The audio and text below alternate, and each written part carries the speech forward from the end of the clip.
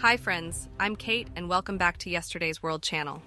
Today, we're diving into the captivating world of gladiators, those fearless warriors who captivated the masses with their breathtaking displays of skill and bravery. In this video, we're going to take a closer look at some of the most famous gladiators in history, whose names and stories have echoed through the ages.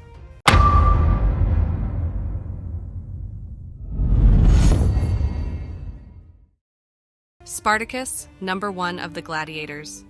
It can be said that the most famous gladiator in the world is Spartacus, who owes his fame to books, animations, series, and movies inspired by his adventurous life.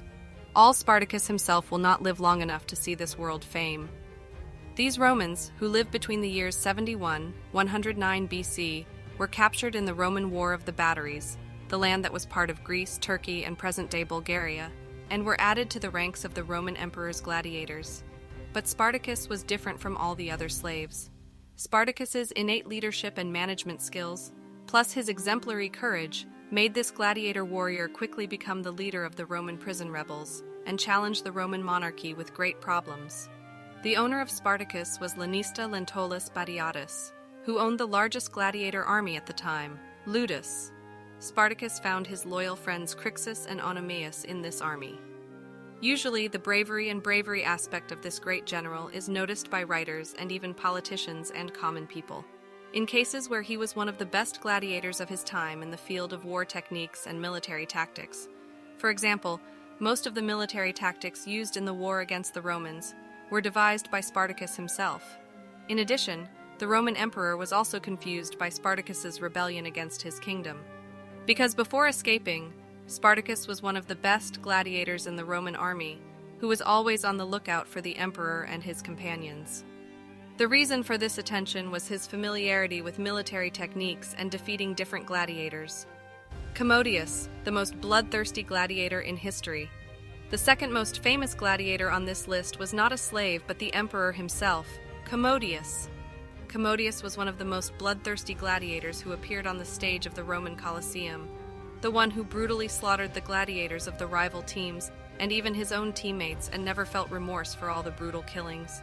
He believed that humans live in a world where the only way to achieve success and happiness is to eliminate all obstacles, no matter what the price. In fact, it can be said that Commodius is the real embodiment of the famous motto of gladiators, kill or die. He lived between 177–192 AD, and according to various ancient writings, he won 1,000 fights and is considered one of the record holders of gladiatorial wars. Another characteristic of this hard-hearted emperor is his dislike of game politics. As when he was in charge of affairs, he clearly informed the public about all his rulings in various announcements, and never kept the political conflicts of the palace a secret. The silent gladiator Flama is one of the most mysterious gladiators in history. Flama was a natural winner who always thought only about winning in the fight and would stop at nothing to achieve this goal. The mysterious point of his life is that Flama won the Rhodus Award 4 times. That is, the prize with which he could guarantee his freedom, but he always chose to be a gladiator and was not willing to live like a free and ordinary human. Flama was different from other warrior gladiators. He never chanted before the start of the fight, and never drew loud applause from the audience. Even after winning the war, he did not respond to people's feelings, and left the scene after bowing before the emperor.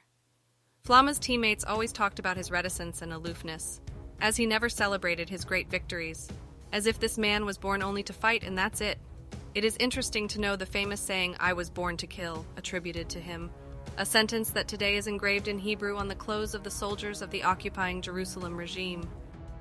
The tomb of this mysterious gladiator is in Sicily, Italy, and on his ancient tombstone is written, "Flama, gladiator from Syria, lived 30 years, fought 34 times, emerged victorious 21 times, and had 9 unsuccessful fights, lost 4 times." This tombstone was made by Gladiators, Flama's loyal comrade, and placed on his grave, although there are many doubts about its writings.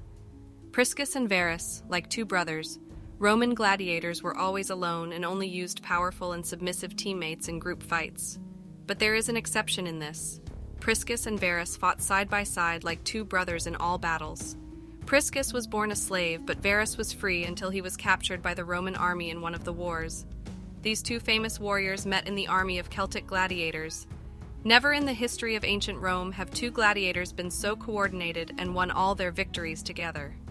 Priscus was an expert in military tactics and always prepared the best plans to defeat the rival team. Verus was also a strong gladiator who never lost in a fight against powerful gladiators. After years of fighting and achieving countless successes, these two left the Colosseum stage. After years of bravery, the Roman emperor called them heroes and gave them the wooden sword of Rhodes to choose between freedom and remaining gladiators. Priscus and Verus left the battle scene side by side to enter the field of real life, this time without war and bloodshed. The battles of Priscus and Verus had also acquired an artistic aspect. In the battles of the first day of the Flavian Amphitheater Festival in 80 AD, these two comrades had to face each other, the final fight. This breathtaking fight became one of the most memorable fights in the history of gladiators, as a special epic poem was written in the section of epic martial poems to describe this fight, and now this poem is the only surviving record of the events of gladiatorial fights in order. The result of this long struggle was also very strange. Emperor Titus declared both of these gladiators the winners, and the prize, freedom, was given to both of them. While before and after Titus, no empire decreed the victory of both sides of the struggle. Thank you for joining us today, and remember, the arena awaits. Until next time, stay curious and keep exploring history. Please don't forget to like and subscribe.